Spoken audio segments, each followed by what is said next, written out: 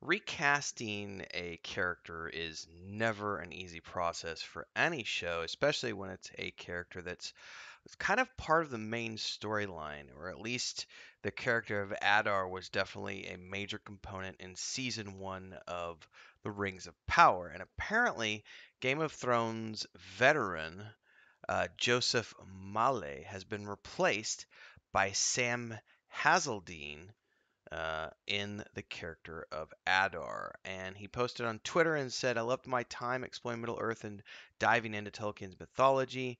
I'm so honored that the character was liked. He cared deeply about telling you his story.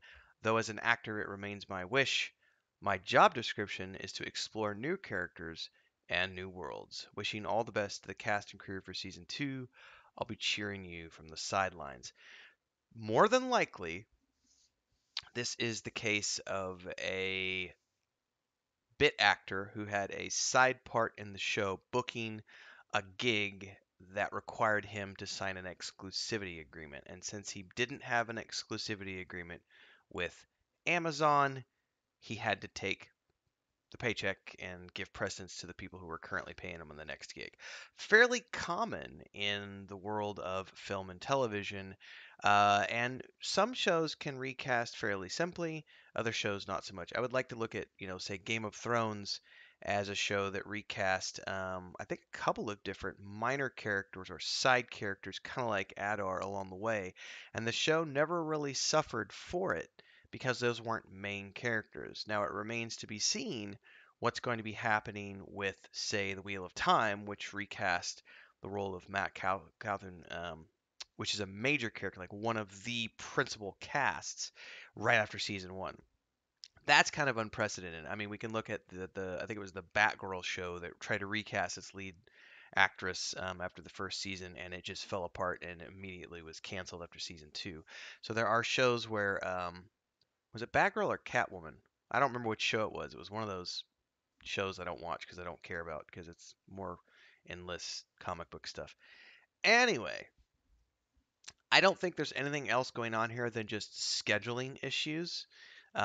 I think that Adar, I think that his performance, I think Joseph's performance as Adar was one of the few things that I praised throughout watching season one of Rings of Power. I kept coming back to his character being one of the only ones that had a story arc that actually made sense, and his portrayal as one of the only ones on the show that felt genuine. Like he genuinely felt like he was putting onto screen this need to provide the orcs with the home of being their father, being this father figure who saved them from Sauron and had created this, or was in the middle of creating this home for them.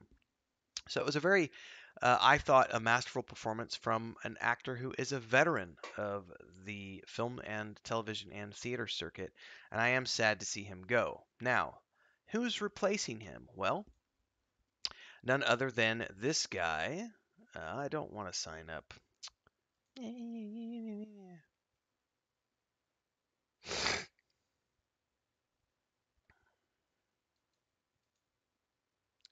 So because the question is at this point, who is replacing him? Well, that is actor Sam Hazeldine. I'm not exactly sure how to pronounce his name.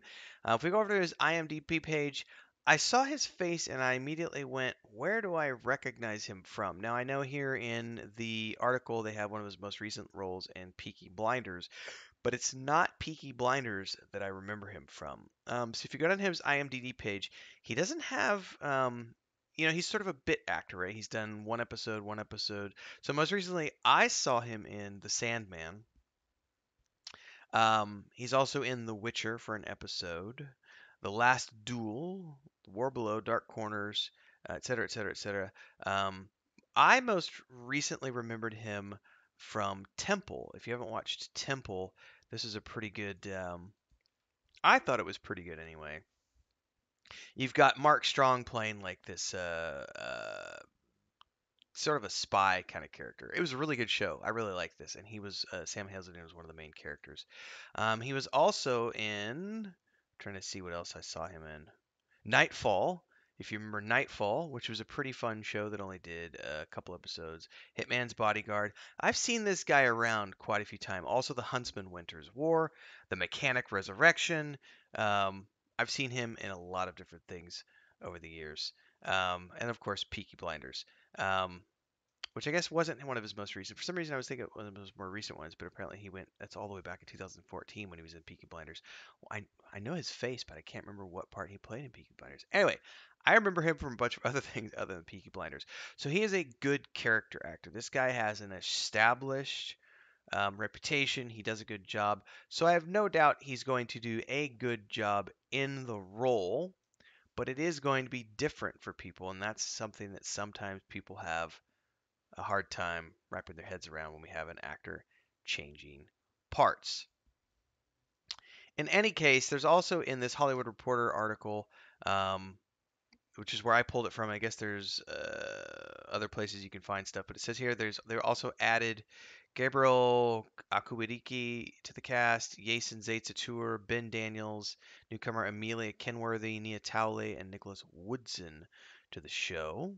And of course, we have a press statement from Vernon Sanders, head of global television, Amazon Studios, since its premiere. This is going to be, yeah, just read it and listen.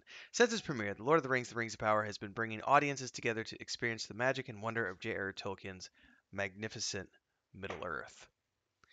To date, Season 1 is the top original series from Prime Video in every region and has been viewed by over 100 million people worldwide, a truly global hit that speaks to the universal nature of powerful storytelling. We welcome these wonderful actors to our fellowship and look forward to telling more incredible Second Age stories in Season 2. Oh man, the amount of press marketing speech in that statement is just makes you laugh because they are pushing really hard that 100 million viewership mark, despite the fact that it's off the Nielsen ratings and we haven't heard any other numbers touted apart from that overall number. It is what it is, ladies and gentlemen. I'm looking forward to seeing what Sam's going to bring to the role of Adar. I think that Adar, as I said, was one of the few characters in the Rings of Power that I actively cared about. And given that he had a distinct disliking for Sauron, according to the story that he told Galadriel and other people, um, I'm thinking that we're going to continue to see some sort of an antagonistic role between Adar and Sauron. At least I hope that's the case because, we got good performances and those characters are kind of the only two that weren't stupid. I mean, they lied and well, Sauron and Naked Halbrand, I guess, never lied actually. No, the others were all the lying ones. Halbrand, aka Sauron, and Adar were the only two that were ever truly truthful.